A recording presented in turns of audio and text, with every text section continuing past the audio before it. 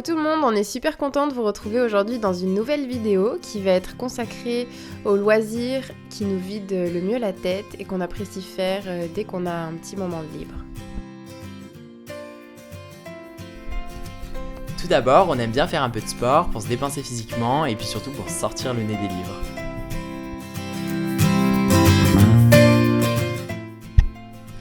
Et l'idéal avec l'arrivée du beau temps, c'est qu'on a pu commencer notre nouveau programme de sport en extérieur et profiter un petit peu du soleil.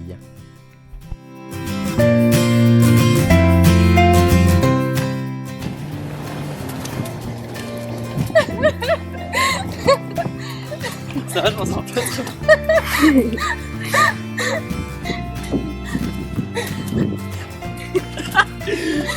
Je le craque. Ça me tend.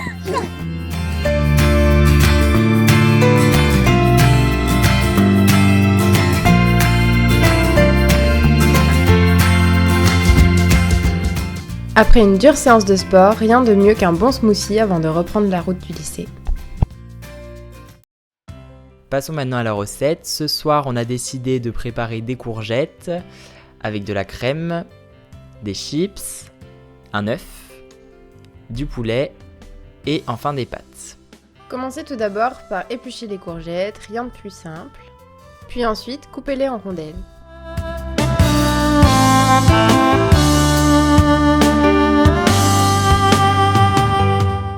En parallèle, on commence la confection des nuggets. Pour cela, coupez vos aiguillettes de poulet en deux.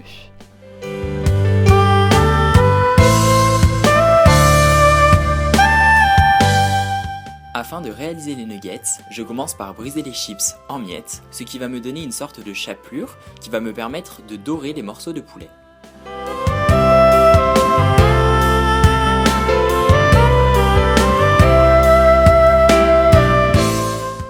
Je trempe ensuite le poulet dans la farine, puis dans l'œuf et enfin dans la chapelure.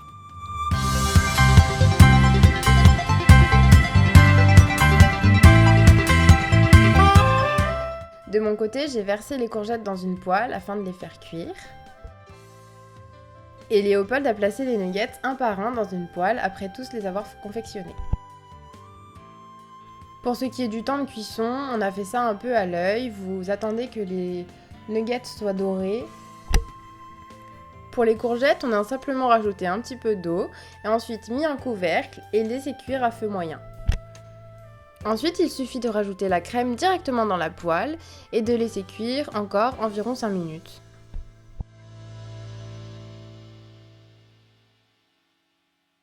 Ces deux recettes nous ont coûté environ 10 €. Nous avons simplement ajouté quelques pâtes et nous pouvons vous assurer que nous étions plutôt satisfaits du résultat.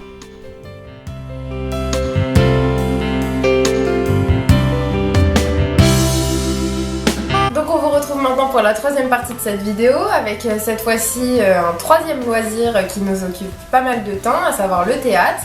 Donc là récemment on est allé voir 2 pièces de théâtre qu'on voudrait vous présenter parce que le thème nous a paru très intéressant, que on a quand même bien aimé ces mises en scène et donc on va vous en parler un petit peu. On est allé voir, oui, donc 2 pièces qui portaient un petit peu sur le thème de la solitude avec tout un point de vue des nouvelles technologies et des relations qu'on entretient entre nous par ce biais. Et donc la première pièce qu'on est allé voir s'appelle Hikikomori, donc je vous montre le dépliant qu'on a ramené, donc de Joris Mathieu. Donc les Hikikomori sont des jeunes japonais qui en fait se retirent du monde et décident de vivre complètement en marge de la société. Ouais, complètement marginalisés en fait, et ils s'enferment le plus souvent dans leur chambre, voilà, dans une pièce, et donc bien sûr ils sont nourris par leurs parents ou par quelqu'un d'autre, mais voilà, ils vivent en dehors du monde, clairement. Et la seconde pièce que nous sommes allés voir, c'est Notre beurre de naître, donc là c'était différent, puisqu'il y avait en fait différentes histoires mêlées, entrecroisées, et il y avait donc différents personnages. Et c'était pas centré que sur le cas d'une seule personne comme dans Hikikomori. Cette fois-ci c'était une mise en scène de Fabrice Murgia. Et cette fois-ci il y avait un seul Hikikomori parce que comme tu l'as dit, il y avait plusieurs personnages.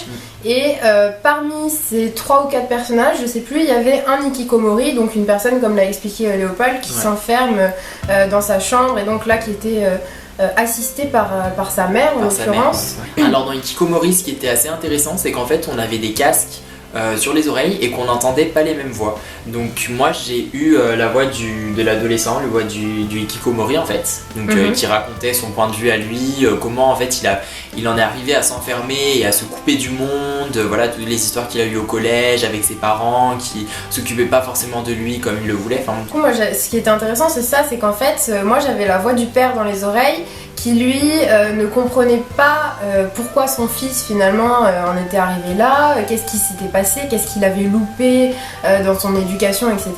Et ce qui était très sympa au niveau de la mise en scène, on va dire, de la mise en scène, c'est qu'en fait, du coup, on n'avait pas les mêmes voix et en sortant du théâtre, et ben, ça se poursuit puisqu'on en parle en fait ensemble, puisqu'on va comparer en fait les histoires qu'on a eues dans les oreilles, les différents points de vue par lequel on a assisté à cette scène, à cette pièce, et donc c'était super intéressant comme expérience de mise en scène en fait.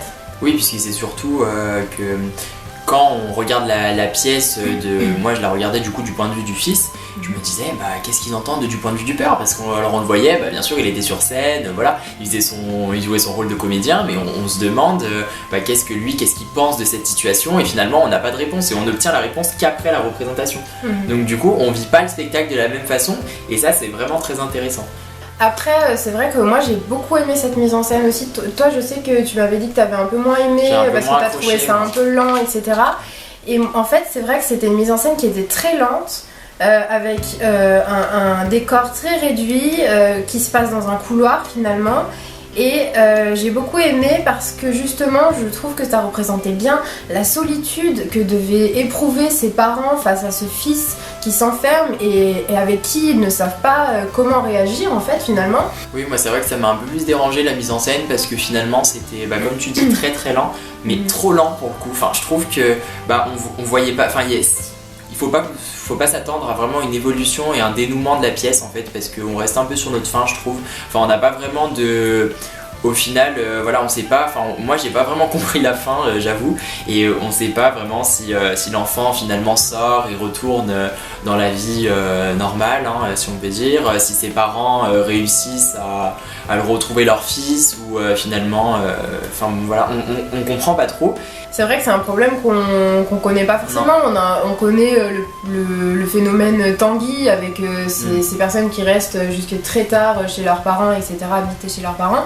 Mais là, c'est vrai que ça va encore plus loin parce que c'est un peu la même idée de rester accroché à la cellule familiale, mais accroché tout en étant même dans le rejet de cette cellule familiale. Donc c'est vraiment coupé du monde. Et c'est vrai qu'on en parle peu parce que c'est plutôt un phénomène japonais apparemment.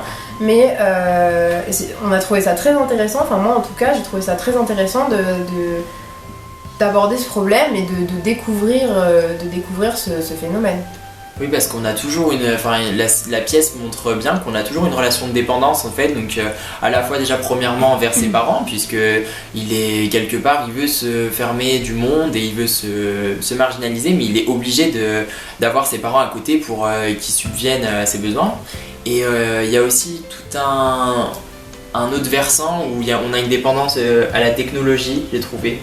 Donc lui, il pète un câble par rapport à cette technologie qui est trop présente et vraiment, et il n'arrive pas à vivre dans ce monde-là. Et on le retrouve aussi cet aspect dans l'autre pièce, dans Notre Père de Naître. Alors là, la mise en scène était quand même différente puisque cette fois-ci, on assistait à une mise en scène plus classique au niveau du jeu d'acteur puisqu'on entendait toutes les voix. Ce qui était original par contre, c'est que les trois personnages de la pièce, les trois histoires différentes, étaient sur un plateau tournant, si je me souviens bien. Ouais. Et en fait, le plateau tournait et on assistait chacun leur tour à la vie finalement d'un personnage en particulier. Donc je trouvais ça original ce plateau qui tournait pour nous emmener devant le personnage en fait.